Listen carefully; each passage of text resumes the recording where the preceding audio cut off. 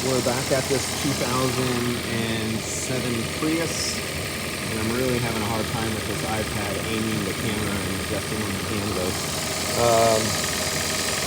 So here's the charge, what it looks like for the guys who love bubbles. You always got to keep the guys who love bubbles happy.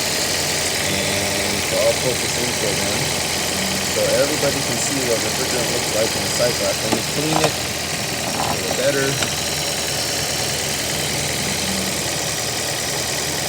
See it moving in that sight glass right there. I'm going to zoom in for you. There we go.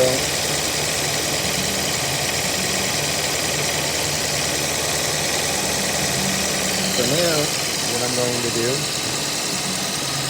zoom back out, is I'm going to hook up the UV dye on the system that's low. Now the system, I think is, need the charge here somewhere. Zoom in for me. Zoom in. 480 grams. And let me feel this. There's no cooling action going on in the suction line there. So I'm going to say this thing probably has about 120 grams, 90 to 120 grams of refrigerant left in the system. But what I'm going to do is I'm going to hook up the dye to the system. I'm going to use the old UV beast here, and we're going to use the UV light. And as you can see, when I hit the sight glass, there's nothing glowing except the dye that's on my hoses. But you don't see anything in the sight glass when I go over it with the UV light.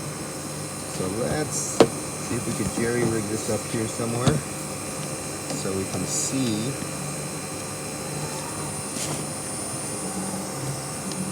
I'm going to try to do this one-handed. So that is, UV light is shining into the sight glass right now, and I will disconnect the low side fitting.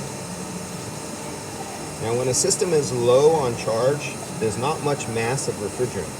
So instead of taking like within say 5 to 10 seconds on this Prius, if it was full and that compressor was jamming on a hot day, within 5 to 10 seconds, the dye would go from the low side through the compressor, back and forth through the condenser, through the receiver dryer, and up the liquid line to the sight glass. Boom, like that, really fast.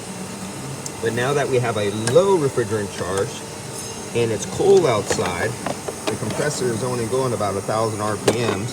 It's not going 4,000 to 6,000 RPM, so the mass of refrigerant flowing is very low right now.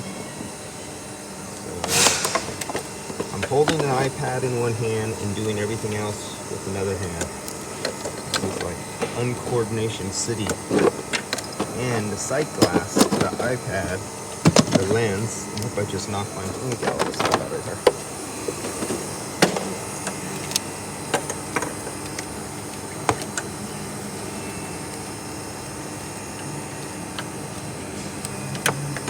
Okay, sorry, gotta put the iPad down. I can't do this.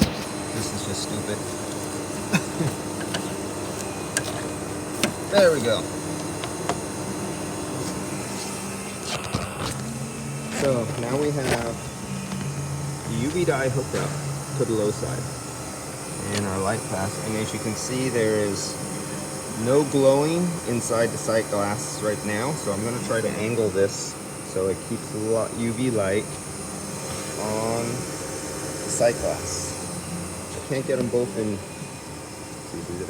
No, I can't do it.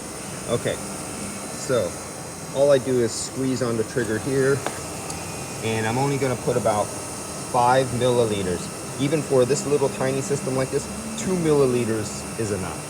But you know, they say up to a large system 5. So I'm going to put in between 2 to 5 milliliters, somewhere there. Need very, very, very little. So let's see what happens. I'll tell you where I'm going. I'm over here. Okay, 1, 2, count. I just squirted. There you go. So now you have 2003, 2004, 2005, 2006, 2007, 2008, 2009, 2010. This is taking a long time. 2011, 2012, 13, 14, 15, 16, 17. I'm gonna grow old. Oh, I think I'm starting to see a little bit of glowing action going on there. 17, 18. So this is what happens when the refrigerant level is really low. It takes a long time for the dye. You can see it starting to glow. It takes a long time for the dye to get from the low side, go through the compressor, go through the condenser, the receiver dryer, then up the liquid line to the sight glass. There you go, it's glowing nice and bright now. Let's zoom in there for you. And that's what it looks like when you have UV dye in the system. No light, light. No light, light.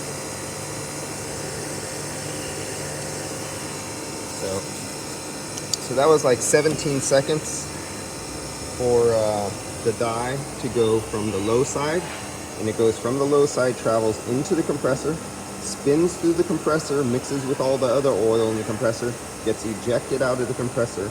It goes into the top of the condenser, and then it makes all its cross flows, several flows, channels back and forth. It goes into the receiver dryer, that is the large tube at the end over here, and then it travels up into the receiver dryer. It separates out from a liquid refrigerant from a vapor. It goes to the very bottom, and then like the last 6 tubes of refrigerant flow passages, it goes through as a liquid, gets subcooled, comes out the liquid line, and then goes straight up into the sight glass that you see right here. All right, guys, let's catch the next video, because this is the one with the leaky evaporator.